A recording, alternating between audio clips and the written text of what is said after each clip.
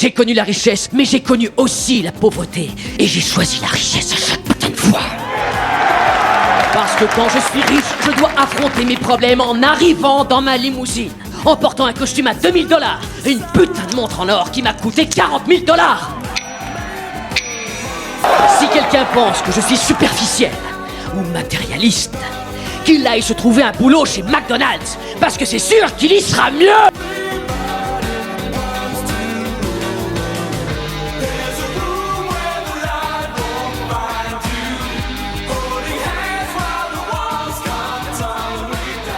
Bienvenue sur Ciné Icecast, le podcast qui parle d'un œil libre sur le cinéma. Bonjour chers auditeurs et auditrices, ici votre illustre inconnu pour une critique sur un nouveau film d'actualité. Et alors celui-ci, il manque pas d'une certaine allure, c'est assez fascinant en fait l'histoire de l'œuvre dont on va parler aujourd'hui, c'est assez fascinant parce qu'en fait le film est devenu assez rapidement une sorte de phénomène, à la fois en fait par sa promotion qui est quand même assez surréaliste, parce qu'en fait le film a réussi à faire vendre je sais pas combien de suites à l'effigie justement du titre du film, c'est parce que c'est le retour on va dire d'un auteur, parce que de base c'était deux frères qui réalisaient ensemble et cette fois-ci ils ont décidé de chacun en fait se séparer et du coup c'est le retour d'un de ses frères. Et enfin par ce putain de Timothée Chalamet qu'on voit absolument partout pour la promotion du film. Vous allez me dire c'est un peu logique vu que c'est un peu l'acteur principal, mais au-delà de ça c'est aussi un énorme favori des Oscars 2026. Et si on rajoute le fait que le long métrage se tape des avis ultra positifs depuis qu'il est sorti, c'est-à-dire fin 2025 aux États-Unis, donc on positionne déjà le film comme un des grands films début d'année 2026 alors qu'on est qu'en février d'ailleurs. Il y en a plein qui comparent déjà le film à une espèce de proposition mélangeant Scorsese et Coppola. Bon, c'est là où on se dit qu'il faudrait peut-être un peu se calmer sur les avis dithyrambiques quand même. À l'heure où je tourne la vidéo, le film n'est pas encore sorti, mais il y a déjà eu plusieurs avant-premières dans toute la France, surtout le vendredi 13 février je crois. Peut-être que beaucoup de personnes ont déjà vu le film justement. Alors est-ce que ce film est bien le grand récit impressionnant et le grand favori des Oscars et peut-être un des films qui va marquer durement cette année 2026 ? Est-ce que Timothée Chalamet va enfin avoir sa statuette ? Parce que faut pas oublier qu'il était nommé l'année dernière pour Complete Unknown et il l'avait pas eu. On va parler de tout ça avec notre film du jour, le film Marty Suprême réalisé par Josh Safdie.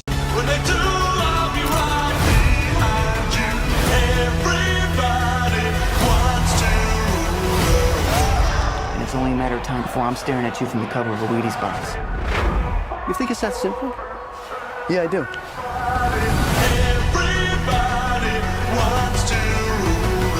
Alors Marty Suprême est un film américain qui est déjà sorti justement aux États-Unis. J'ai pas véritablement la date. Ok, il est déjà sorti. Je crois qu'il est sorti fin d'année, mais il arrive très prochainement chez nous en France puisqu'il sort le 18 février. Alors à l'heure où je tourne, on est 2-3 jours avant, mais peut-être que la vidéo sortira justement pile ce 18 février, donc mercredi prochain. Alors il s'agit d'un faux biopic car on n'est clairement pas dans le biopic chiant et un peu long. On n'est même pas en fait dans les codes traditionnels du biopic avec ce film, car il s'agit de, on va dire, une libre interprétation de la vie d'un champion de tennis de table ou de ping-pong, c'est selon vos souhaits, le fameux champion de tennis de table Marty Raisman, alors qu'on appelle dans le film Marty Mauser, peut-être pour justement se différencier entre la fiction et la réalité sûrement. Au casting de notre film du jour, nous avons bien évidemment Timothée Chalamet.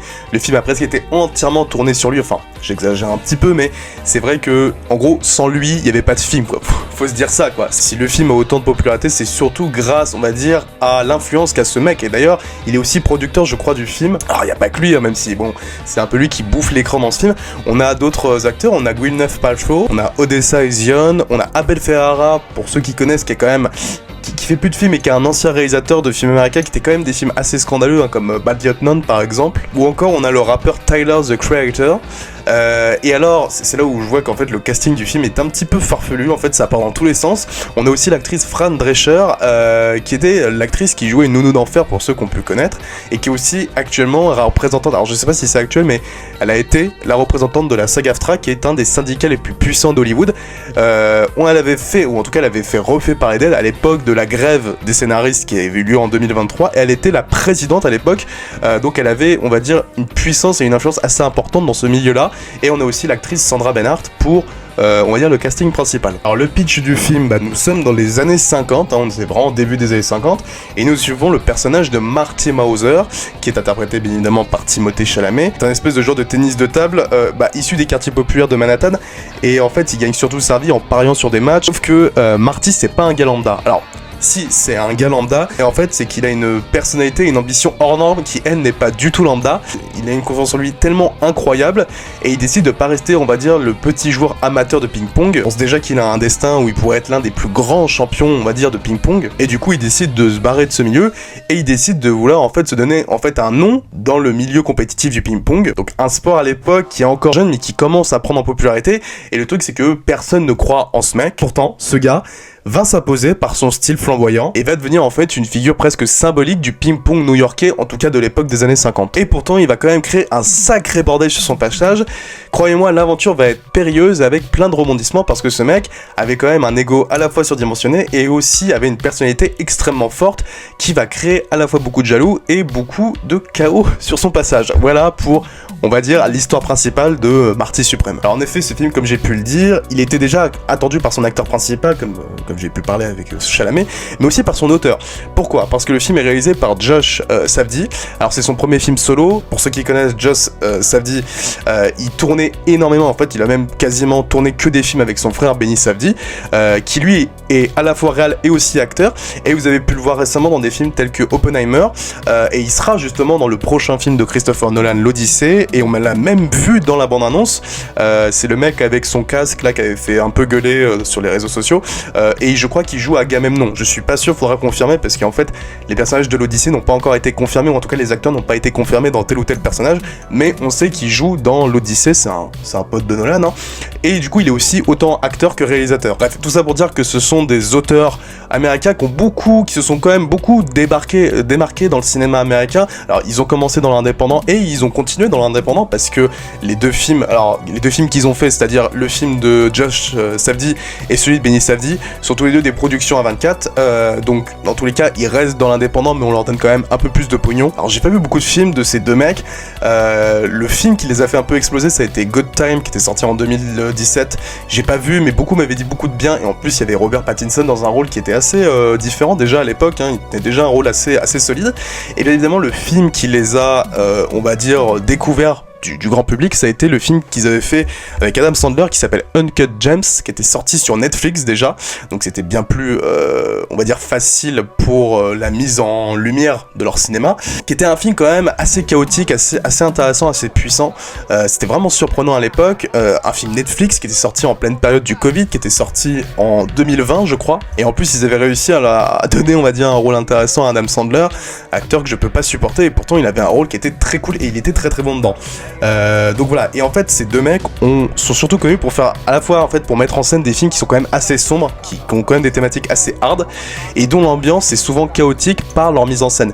C'est-à-dire qu'on a énormément de passages où en fait les personnages vont s'engueuler les uns sur les autres, où en fait la discussion va être inaudible, va être brûlante, et ça va créer un effet de tension et de peur, et en fait c'est comme ça que la mise en scène fonctionne énormément chez Josh et Benny Safdie, et ça en fait la force de cette mise en scène, et c'est pour ça qu'ils ont été reconnus. Alors après, pourquoi ils ont été séparés ? Alors il y a plusieurs raisons. Il y en a une qui semble un peu brouillonne, je vous laisserai regarder parce qu'on n'est pas là pour parler de ça. Mais il y aurait des rumeurs comme quoi les deux, bon, il y aurait eu des histoires entre les deux frères, et du coup chacun s'est séparé en ayant leur propre, on va dire, destinée, même si je trouve que là c'est un peu brouillon le terme. Parce que on va très vite voir avec Marty Supreme que non, il y a un des deux frères qui a quand même gardé sa thématique et sa manière de mettre en scène. Puisque Benny Safdie a fait le film récent que je n'ai pas vu, Smashing Machine, qui est on va dire le rôle sérieux, le rôle à Oscar de The Rock, de Dwayne Johnson. Même si bon, je pense que c'est un peu un raté parce que le film n'a pas fait beaucoup d'entrées et beaucoup n'ont pas justement retrouvé un rôle assez bon pour The Rock. Donc j'ai pas vu le film, mais c'est vrai que la critique était assez moyenne, c'est pour ça que j'ai pas véritablement voulu voir le film. Alors je mets en pause la vidéo, c'est une toute petite parenthèse, parce que justement on parlait de Smashing Machine, et en fait durant le montage j'ai pu en fait me rattraper le film, et bah écoutez, j'ai pas véritablement beaucoup de choses à dire, si ce n'est que c'est quand même une belle coquille vide. Je trouve le film vraiment pas intéressant, je pense qu'on a fait beaucoup de bruit pour rien sur ce film, et de toute façon c'est ce que je voyais à travers les critiques, hein. C'est vraiment un film qui est pas très intéressant, il tombe dans dans le biopic, dans les travers du biopic sportif, pas très intéressant. C'est un film très long, c'est mal exécuté, c'est très mal rythmé, c'est un film qui est très confus, il n'y a pas beaucoup de choses intéressantes. Les thématiques auraient pu être justement intéressantes sur le personnage de Mark Kerr. Elles sont sous la surface, quoi. C'est vraiment pas du tout traité, ça n'a jamais de point de vue intéressant. Non, c'est vraiment le biopic un peu lambda, pas intéressant. Et pour la performance de Dwayne Johnson, j'allais dire, c'est un peu ça qui sauve le film, mais pas totalement, parce que je trouve qu'il tombe là aussi dans les travers du gars un peu cool, etc. En fait, la performance est beaucoup trop timide. Je trouve qu'il va jamais assez loin dans le tragique ou dans le dramatique, et les peu de moments où il peut être intéressant, je trouve qu'il en fait rien. Donc non, même là, je trouve que le jeu de The Rock n'est pas très intéressant. Ça se voit que vraiment il a fait ce film juste pour être nominé aux Oscars, et on voit très bien que ça c'est un peu raté, hein. Il est pas dans la nomination, et comme je vous ai dit, il y a que dans maquillage et coiffure. Je reconnais d'ailleurs que le maquillage est plutôt pas mal, même si bon, t'as un peu l'impression de voir O.J. Simpson à quelques moments, mais voilà, c'était juste pour vous dire que non, de très très loin, les Safdie, s'il y en a bien qu'il faut suivre, c'est Josh Safdie, parce que lui il a vraiment très très bien compris ce qu'il fallait faire à travers un biopic, au détriment de son frère Benny Safdie, qui lui, je pense, ferait mieux de rester dans la zone de l'acting, parce qu'il a quand même fait Oppenheimer, et là il est dans l'Odyssée, donc je pense que ça aurait été plus préférable qu'il reste dans le milieu de l'acting et pas dans la réalisation. Voilà ce que j'avais à dire sur Smashing Machine. Et on a ce qu'a fait Josh Safdie avec Marty Supreme, et je pense que déjà là on voit qu'il y a un des deux frères qui est quand même assez content de son résultat, parce que quand tu vois que Marty Supreme est favori aux Oscars, qu'il a quand même 9 nominations et qu'il a globalement été apprécié par la presse, et tu compares The Smashing Machine qui a une ou deux, je crois, nominations pour meilleure coiffure. Bon, c'est meilleure coiffure et maquillage. Bon, c'est vrai que là, il y en a un qui tire la gueule, et il y en a un qui a bien fait de continuer sa carrière. Bref, je reviens sur Marty Supreme, qui était justement un film aussi attendu par son acteur principal, parce que il est en train de rafler toutes les récompenses, parce que à 30 ans, il a eu le Golden Globes du meilleur acteur, ce qui est quand même assez rare. Et de toute façon, on sait très bien que ça va être lui qui va avoir l'Oscar. Je ne vois pas quelqu'un d'autre, parce que le film m'a confirmé cette prédiction. Let me ask you something. Do you make money at this little table tennis thing? Not yet. Do you have a job? No. Backhand! Backhand! Forehand! How do you live? Well, I live with the confidence if I believe in myself, the money will follow. And what do you plan to do if this whole dream of yours doesn't work That out? doesn't even enter my consciousness. Maybe it should.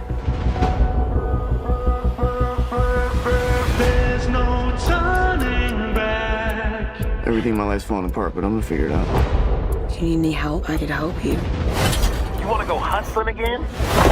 Put your money where your mouth is. 176, 177, 178, the mouse is back, baby, yeah! Welcome to your life. Mari, I can't support your mother for the you're not gonna have to, because I'm gonna step up. Step up. I'm gonna step up in a way you can't even imagine. Marty, I'm gonna make you an offer. I gotta do it completely on my own. Every man for himself where I come from. Car oui, Marty Supreme, c'est vraiment très bien. Enfin, en tout cas, je vais pas dire que c'est super, je vais dire que c'est un bon film, c'est même un très bon film. Voilà, je vous le dis tout de suite. Alors attention, c'est pas un chef-d'œuvre, c'est pas un film que certains ont déjà comparé dans la lignée d'un Raging Bull ou d'un film scorsésien. Alors c'est con parce que Raging Bull a beaucoup de similarités avec Marty Supreme. J'en reviendrai après, mais non, faut pas s'attendre à ça. Faut se calmer sur les avis dithyrambiques, comme j'ai pu le dire en intro. Pourtant, je trouve que ça reste quand même une des grandes surprises de ce début d'année, en février 2026, parce que c'est un film qui est extrêmement bien rythmé. C'est un film chaotique, voilà. Alors là, on retrouve la patte des Safdie, ou en tout cas de Josh Safdie. On retrouve l'ambiance folle, brûlante, j'ai envie de vous dire, parce qu'en plus, c'est un film qui dure quand même 2h30, et pourtant, on s'ennuie jamais.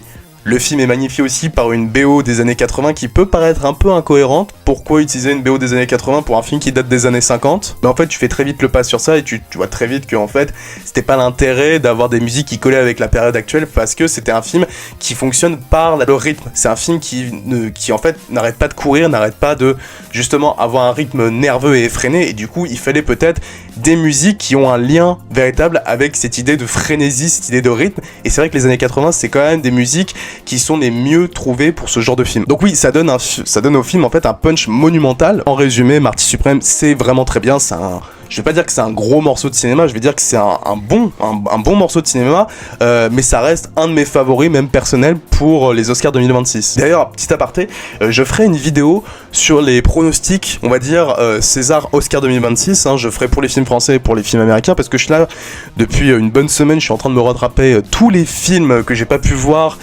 pour être bien, pour avoir fait mes devoirs, pour être à jour pour tous les films quand il y aura la cérémonie, et donc j'ai pu me rattraper énormément de films. Donc il y a eu des très bons films que j'ai rattrapés et d'autres que je trouve un peu moins bien, et je vous avoue que cette année il y a beaucoup de films un peu pas nuls mais qui m'ont beaucoup déçu, et il y a 2 ou 3 films qui sortent du lot qui sont vraiment très bien. J'en parlerai dans la vidéo où je ferai mes prédictions, comme ça je reviendrai sur tous les films que j'ai même pas pu parler dans l'année 2025. Mais du coup oui, Marty Suprême fait sans conteste partie des plus de mes favoris et d'un des meilleurs films du lot de ces Oscars 2026.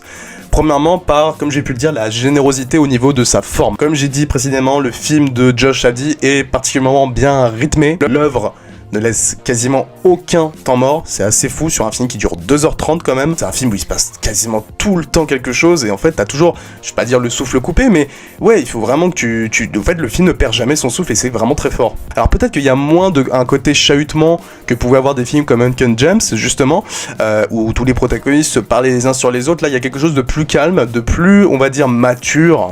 Encore une fois c'est entre guillemets mature, mais c'est assez intéressant. On voit qu'il y a peut-être une évolution dans la carrière des Safdie, ou en tout cas de Josh Safdie. Et bien évidemment, s'il faut aussi parler de l'autre réussite du film, c'est bien évidemment Monsieur Chalamet. I don't think you understand the stakes here. You find that funny?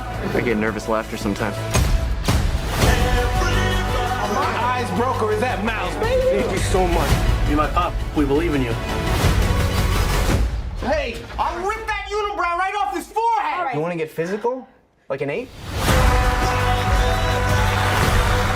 Là aussi, il crève l'écran. Alors, pourtant, je parle quand même d'un mec que je ne supporte pas. Timothée Chalamet, c'est pas un acteur que j'aime beaucoup. C'est un acteur que je n'aimais pas, mais ça c'est plus mon côté un peu tête de con, parce que j'ai vu très peu de films de ce mec. J'ai vu les Dunes, et après voilà, j'ai pas vu énormément de films de ce mec. J'aimais pas le physique qu'il avait, le côté petit minet qui plaît aux gonzesses. C'est le truc qui est un peu chiant quoi. Je veux dire, il y a autre chose qu'avoir ce talent-là dans le cinéma. Je trouvais qu'il avait un jeu fade. Enfin voilà, je trouvais que c'était un peu le beau gosse de service pour rien. Et je vais un peu retourner ma veste, parce que déjà, comme j'ai envie de vous dire, j'ai pas vu énormément de films de Chalamet, donc c'était plus une critique pour rien. Et il faut quand même affirmer un truc avec ce mec, même si on n'aime pas Chalamet, y a pas de problème, il faut quand même affirmer que c'est peut-être à l'heure actuelle le mec qui possède la carrière hollywoodienne la plus forte à l'âge qu'il a. C'est-à-dire que le mec il a 30 ans, le mec il bosse avec Denis Villeneuve sur les Dunes. Alors j'aime pas les films Dunes, mais je reconnais que ce sont des très bons films, et vraiment c'est des films de très grande qualité. Et en plus, Dune Messiah sort bientôt, enfin il sort fin d'année, donc encore une fois Chalamet, cette année c'est l'année de sa réussite. Le mec il a tourné avec James Mangold pour Complete Unknown, où il jouait Bob Dylan.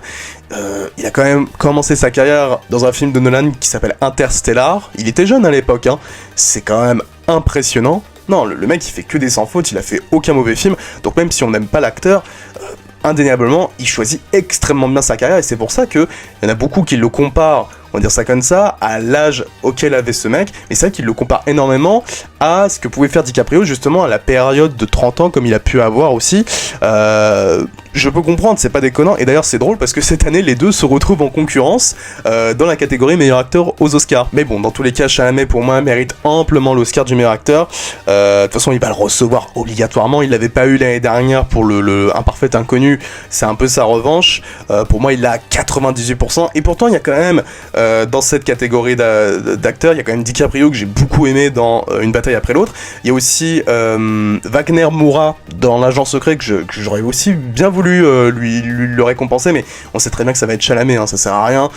Donc voilà, parce qu'en fait l'acteur impose tellement une intensité tellement forte que, ouais, en fait, les autres acteurs passent un peu en demi-teinte, même s'ils sont bons. Ça fait plaisir de revoir des actrices comme Gwyneth Paltrow, que j'avais pas vu depuis très longtemps, et même l'actrice Fran Drescher, elles sont très bonnes, mais c'est vrai que lui, il bouffe tellement l'écran, et il impose tellement aussi par la personnalité de Marty Mauser, que oui, c'est vraiment difficile de ne pas reconnaître le talent inaliénable et le travail qu'a fait Chalamet sur ce rôle. C'est de très très loin son plus grand rôle à l'écran, ça c'est sûr, et de toute façon, il va avoir l'Oscar, c'est indéniable. Et oui, comme j'ai pu le dire, le film est ultra ultra rythmé aussi par sa bande son qui est quand même issue que des années 80, et encore il y a même aussi des bandes son qui sont peut-être tirées du film, qui sont très 80s, très électroniques et qui fonctionnent extrêmement bien. Parce que quand tu commences ton film par Forever Young du groupe Alphaville, qui est super fort et qui est vraiment une intro géniale, et tu le conclus par Everybody Wants to Rule the World de Tears for Fears, c'est tellement simple et facile de prendre ces deux musiques qui sont quand même des symboles des années 80,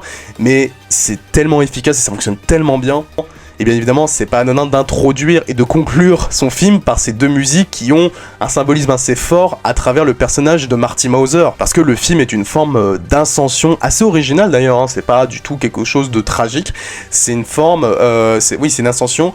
Parce que le personnage de Marty Mauser va passer sur beaucoup de stades. C'est un film qui va parler énormément d'ambition, de comment par la force de sa personnalité, on se sort du milieu pour devenir ce qu'on voulait être, par exemple. C'est pas original comme thématique, mais je trouve que Josh Safdie le maîtrise assez bien, et ça fait pas trop cliché. Je trouve qu'il il fonctionne super bien sur plus de 2h30 de long métrage. Évidemment, tu peux faire un parallèle assez rapide entre, on va dire, l'ascension de ce Marty Mauser et celle de Timothée Chalamet sur l'ascension d'une figure vraiment planétaire. Chalamet justement expliquait en interview son envie de faire ce film et qu'est-ce que ça a apporté en lui, on va dire, sur la performance de devenir meilleur par l'ambition. C'est un film sur la poursuite d'un rêve, et pas du rêve américain, mais plus d'un rêve personnel, ou le rêve qu'on a envie d'avoir ou de rêver, quoi. Crois en toi, rêve en grand, et tu t'en bats les couilles de ce que les gens pensent de toi.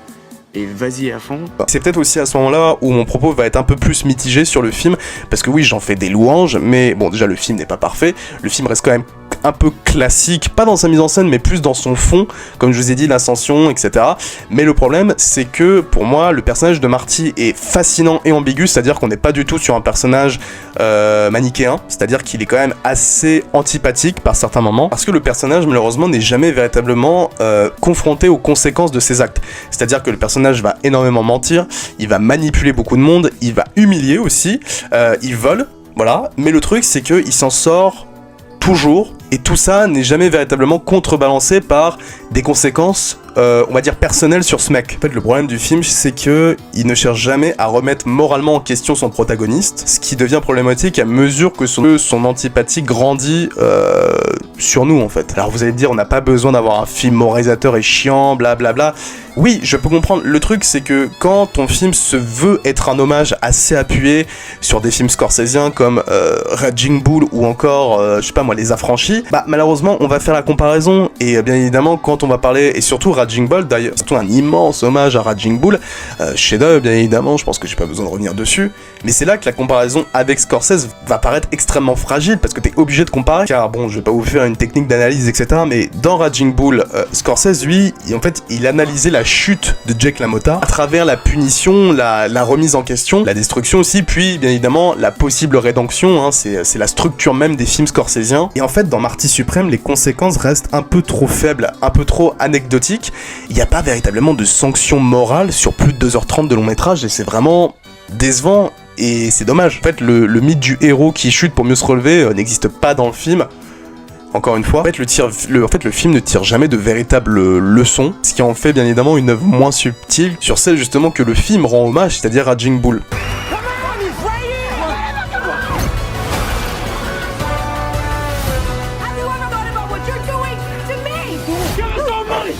Après, cela, ça peut s'expliquer par aussi le cadre du film sportif, si on peut dire sportif, parce que bien évidemment, le ping-pong, c'est beaucoup moins brutal et viscéral que la boxe, voilà. Mais la différence demeure quand même assez marquante, je trouve.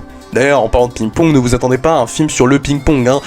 Sur plus de 2h30 de film, on voit, allez, je vais dire grand maximum 20 minutes de match de ping-pong.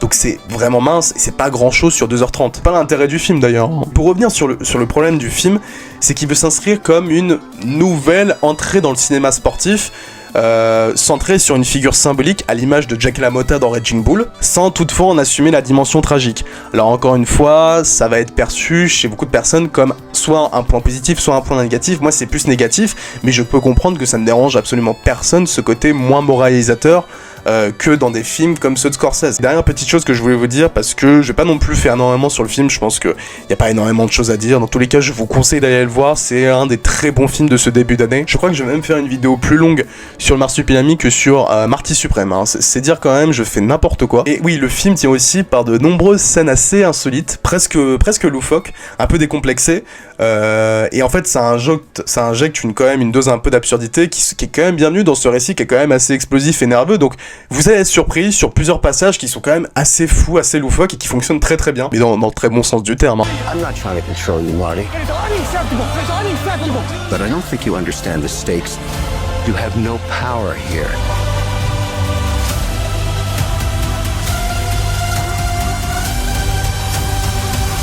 What do you plan to do if this whole dream of yours doesn't work That out? doesn't even enter my consciousness.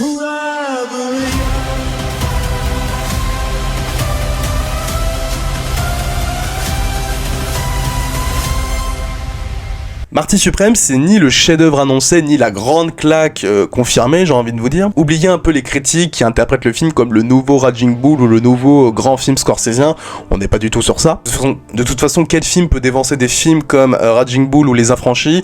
Il y en a pas, ou en tout cas il y en a pas beaucoup, parce que l'ambition était immense, presque écrasante, et c'est peut-être là que réside une partie de sa déception, enfin en tout cas pour ceux qui en ont trop entendu, vous allez peut-être être déçus, mais même là je trouve que le film tient quand même beaucoup ses promesses. Par exemple, d'habitude quand un film est attendu au tournant, on peut être que déçu du résultat final, c'est le problème de survendre énormément de films, et c'est aussi le problème quand des films ont déjà été sortis aux États-Unis et du coup on les a 1 ou 2 mois après en France. Mais Marty Suprême, ça reste quand même une œuvre fascinante, chaotique, parfois excessive, peut-être trop attendue pour ne pas être une forme de déception pour beaucoup de personnes, parce que peut-être qu'on espérait une fresque un peu plus tragique, et on obtient en fait un récit un peu plus fiévreux et spectaculaire. Non, ce n'est pas le monument annoncé, mais ça reste un film surprenant, puissant dans sa forme, et porté par une énergie cinématographique indéniable. Donc oui, je vous conseille véritablement d'aller voir Marty Suprême. Vous allez passer un super moment, et si vous n'êtes pas fan de Timothée Chalamet, quand même, laissez-lui une chance,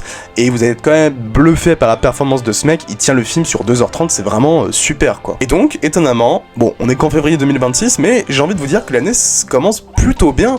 C'est-à-dire qu'on a eu le 28 ans plus tard, que j'avais beaucoup aimé, on a des films comme Aucun autre choix, que j'ai pas vu malheureusement, mais j'entends d'excellentes critiques sur le film de Park Chan-wook. On a Marty Suprême, on a aussi le film Send Help, que j'ai pas pu voir parce que mon cinéma le diffuse pas, le film de Sam Raimi, donc il y a quand même 2-3 films que je dois revoir, que je dois rattraper, mais du coup oui, il y a quand même des bons petits films qui sortent, des films de bonne facture. Bon, on a aussi des conneries, hein, des Silent Hill, des trucs comme ça. Donc oui, en ce début d'année, le cinéma est plutôt satisfaisant, alors qu'on est qu'en février, hein, tout le monde voit l'avenir, mais ça s'annonce quand même plutôt pas mal, donc c'est plutôt cool. Voilà tout ce que j'avais à dire sur Marty Suprême, réalisé par Josh Safdie. Avez-vous vu le film? Qu'en avez-vous pensé pour ceux qui ont pu le voir en avant-première? Dites-moi tout ça dans les commentaires, bon, likez, partagez comme d'habitude, et moi je vous dis à très bientôt sur le Ciné Icecast. Pour quel film, j'en ai aucune idée, on verra. En tout cas, merci encore pour votre écoute et au revoir.